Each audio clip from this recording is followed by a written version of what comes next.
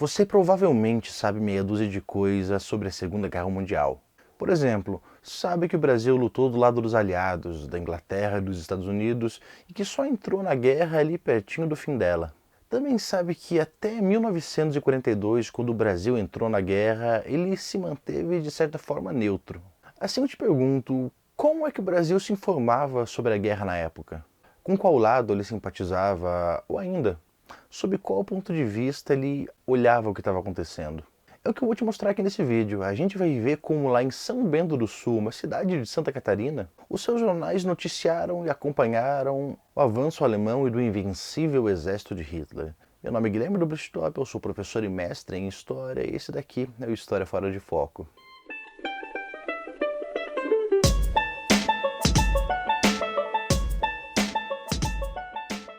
A Segunda Guerra Mundial é um daqueles eventos bastante importantes. Tem um monte de filmes a respeito e todo mundo sabe um pouquinho sobre. Ou acha que sabe, mas isso não é ruim.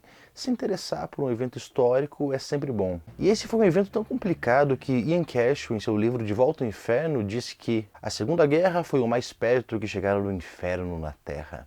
Esse grande e não tão animador assim evento começou em 1939, com a invasão da Alemanha à Polônia, o que acaba se relacionando também com o projeto expansionista alemão e a nomeação de Adolf Hitler como chanceler alemão, de acordo aqui com Erich Hobsbawm. Mas é claro, conforme a guerra vai avançando e outras nações vão adentrando, ela vai tomando uma característica totalmente diferente e vai tendo diversos novos motivos para existir e continuar. Uma outra questão bastante importante sobre a Segunda Guerra é a questão das comunicações. Para mobilizar a opinião pública e para mostrar não a guerra, mas o seu lado da guerra, para mostrar que você era mocinho e também para conseguir verbas junto ao seu governo, não é à toa que jornalistas iam junto dos soldados para o campo de batalha. É o que nos conta aqui David Welsh em seu livro The Third Reich, Politics and Propaganda.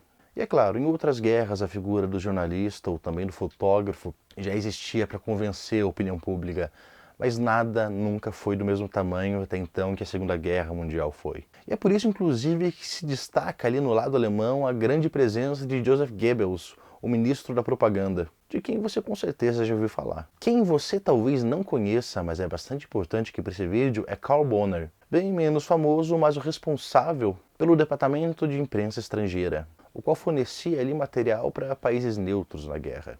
E era também dessa forma que o Brasil recebia materiais sobre a guerra. Nesse contexto aqui da Segunda Guerra Mundial, o Brasil estava vivendo a ditadura do Estado Novo, sendo governado por Getúlio Vargas, e nessa época existia o DIP, o Departamento de Imprensa e Propaganda, o qual mantinha um grande controle sobre a mídia. Mas ainda assim o Brasil recebia e publicava materiais de países como a Alemanha, Estados Unidos ou Inglaterra, que mandavam ali para países neutros. Uma dessas agências que mandavam material para outros países era a RDV, uma agência alemã. Ela fornecia materiais gratuitamente e só pedia que em troca enviassem uma comprovação de que aquilo foi veiculado em algum jornal.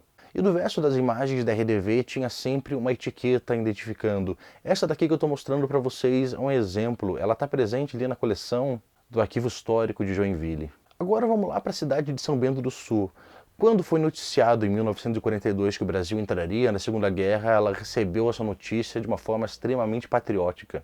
Inclusive chegou a fazer uma campanha de arrecadação para que o Brasil comprasse um novo avião. Foi um episódio chamado de A Campanha do Avião Vingador, no qual foram arrecadados ali 30 contos de réis, que foram enviados depois para o Ministério da Guerra, no Rio de Janeiro. E se a gente está falando sobre como as pessoas se informaram durante a Segunda Guerra, durante esse evento a população de São Bento do Sul se informou através de dois jornais, sendo o primeiro o Aço e depois Planalto. O Aço é de 1936, bastante influenciado pela ação integralista brasileira de Plínio Salgado, um partido com uma influência bastante grande do fascismo. Ali em 1944, o Aço foi substituído por outro jornal chamado Planalto, o qual durante seu lançamento disse que era uma nova versão de O Aço, uma versão defendendo causas mais justas, mas sem ser radical. E foi através desses dois jornais que o cidadão de São Bento do Sul se informou durante a Segunda Guerra Mundial. E se a imprensa teve um papel tão importante assim nesse evento, logo no começo da Segunda Guerra, a Alemanha fez uma forte campanha jornalística, dando ali para os jornalistas bastante liberdade e menos censura do que lugares como a Inglaterra, sendo dito que era muito mais fácil, pelo menos no começo da guerra, trabalhar como jornalista e fotógrafo ao lado da Alemanha do que ao lado da França ou da Inglaterra.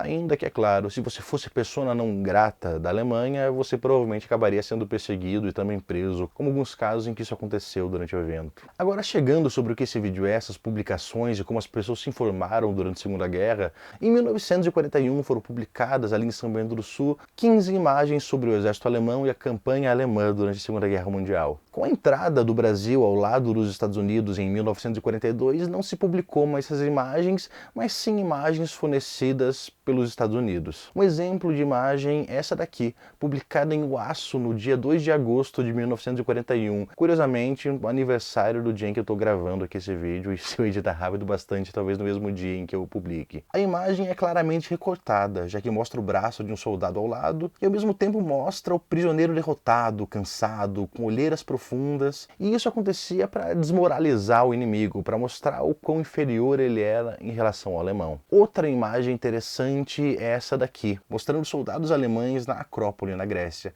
Curiosamente, ainda existe o negativo da imagem publicada ali no jornal O Aço. E é possível comparar as duas e ver que teve uma edição, uma pequena ampliação ali, dando um tom mais heróico aos soldados naquela que foi publicada no jornal O Aço. Por fim, uma outra imagem bastante interessante é essa daqui. Ela é de um avião britânico abatido, onde a legenda diz: um aparelho britânico abatido pela arma antiaérea do Reich, mostrando o avião praticamente como um troféu de batalha, uma coisa que diversos outros jornais faziam. Afinal, você mostrava o quão superior você era, mostrando o equipamento do inimigo que você destruiu e estava ali ao seu lado, posando literalmente como um troféu. Só que essas publicações cessaram quando o Brasil entrou na Segunda Guerra ao lado oposto dos alemães, que agora eram os nazistas, eram os vilões, não eram mais os mocinhos e também não era o lado que você queria mostrar nos seus jornais. Estes exemplos aqui das imagens que eu mostrei para vocês, publicados em um jornal catarinense, mostra uma coisa bastante interessante. Mostra como, ainda que o Brasil tenha entrado no lado oposto do que dos alemães, durante algum tempo ele publicou o lado deles em alguns jornais. Muita gente sabe, isso é um fato bem conhecido, que o Brasil teve certa neutralidade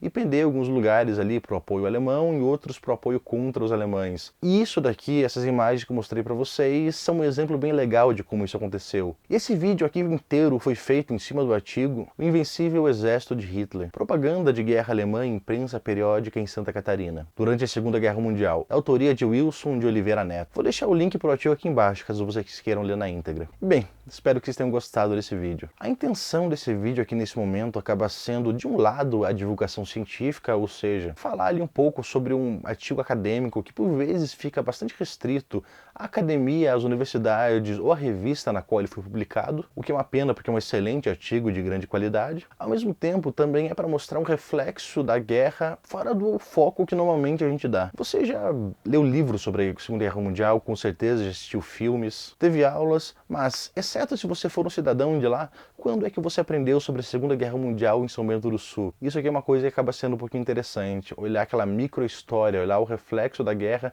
naquela cidadezinha e o quão diferente talvez seja de outras. E bem, espero que vocês tenham gostado do vídeo, ele foi um pouco diferente do que o normal, acabei mais mostrando umas fotos, imagens e analisando elas do que falando sobre fatos curiosos e uma história bizarra. Mas bem, se você gostou, conta aqui pra mim embaixo nos comentários. Se você não gostou, bem, volta semana que vem, quem sabe não tem um vídeo que você goste. E de resto é aquilo, curta o vídeo, se inscreva se você ainda não é inscrito, mostre para os seus amigos e volte sempre. De resto, até semana que vem. Um abraço.